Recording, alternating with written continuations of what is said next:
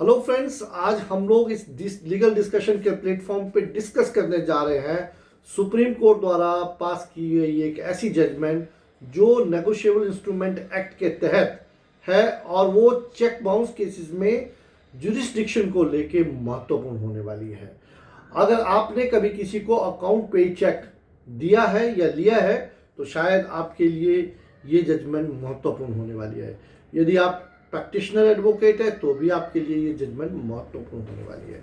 और यदि आप किसी एग्जामिनेशन के लिए तैयारी कर रहे हैं, स्पेशली वो बच्चे जो नेट की तैयारी कर रहे हैं लॉ में, उनके लिए जुरिस्डिक्शन को लेके महत्वपूर्ण होने वाली है।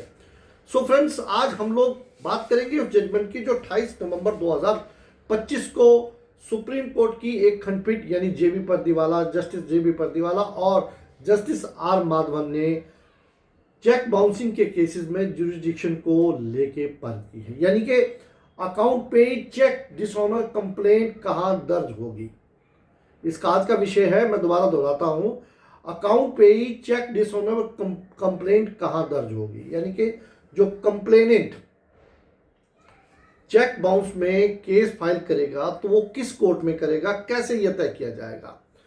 सुप्रीम कोर्ट की जो खंडपीठ जस्टिस जेबी पर्दीवाला और आर माधवन ने 28 नवंबर को एक फैसला सुनाया, उसमें इससे पहले जो एक जजमेंट पारित हुई थी Yogesh Upadhyay versus Atlanta limited, उसको सेटिसाइड कर दिया गया, उसको ओवररूल कर दिया गया। कहा गया ये जो जजमेंट पारित की है वो लॉ की दृष्टि से सही नहीं है और वो उसमें कोई रीजनिंग नहीं थी। यानी कि उसमें एक अमेंडमेंट हुई थी section 142 of the negotiable instrument में, उसके तहत इस जजमेंट को पारित किया गया था, परंतु वो सही नहीं है, यानी कि उस जजमेंट को ओवररूल कर दिया गया था।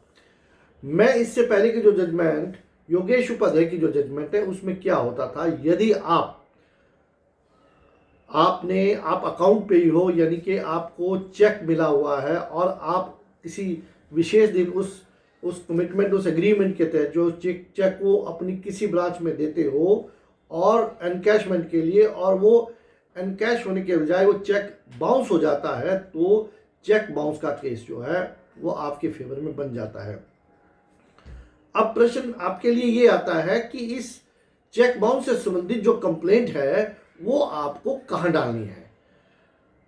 तो उसका ये होता था, फॉर एग्जांपल यदि आपकी चेक बाउंस होता है और आप उसको अपनी पड़गंज आईपी एक्सटेंशन की ब्रांच में डाल देते हैं, तो उससे संदर्भ में आप और वो एनकैश नहीं होता है, चेक बाउंस हो जाता है, तो उस संदर्भ में आप जो चेक से रिलेटेड केस है वो कड़कड़डुमा कोर्ट में डाल सकते हो। परंतु जो नई जजमेंट है जो जस्टिस पर्दीवाला की खंडपीठ ने पारित की, उसके मुताबिक ऐसा नहीं है। उसमें यह कहा गया है आपको वो जो चेक है वो अपनी होम ब्रांच में डालना है, यानी कि जो आपका अकाउंट आपकी होम ब्रांच है, फॉर एग्जांपल आपकी होम ब्रांच अगर करोल बाग में है तो आपको ये करोल बाग में ही डालना है। और यदि आप इस ब्रांच में भी डालोगे पड़गंज आईपी एक्सटेंशन की, तब भी वो माना जाएगा कि वो एनकैश उसको होम ब्रांच में आपने डाला, और वो अब तय करेगा कि आपकी उस केस की जुरिस्डिक्शन कहाँ होगी। तो करोल बाग का अगर कोर्ट 30,000 पड़ता है तो आपका 30,000 का जो कोर्ट है वो तय करेगा आपका नेगोशिएबल इंस्ट्रूमेंट का ट्रायल कैसे और कब कंप्लीट किया जाएगा।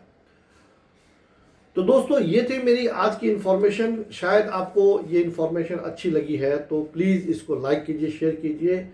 यानी कि अब कंप्लेंट केवल उसी जगह होगी जहां पे की होम ब्रांच है, यानी कि इस फैसले से अदालतों में जो बेवजह भीड़ होगी वो कम हो जाएगी और पेई और दोनों को साफ साफ अब नियम बन गया है। जुरिस्डिक्शन में जो कन्फ्यूज़न था वो अब ख़त्म हो चुका है, यानी कि जहाँ पे होम ब्रांच होगी, फॉर एग्जांपल अगर करोल बाग में जैसे कहा कि होम ब्रांच है तो उसका जो जुरिस्डिक्शन बनेगी वो 30,000 में बनेगी।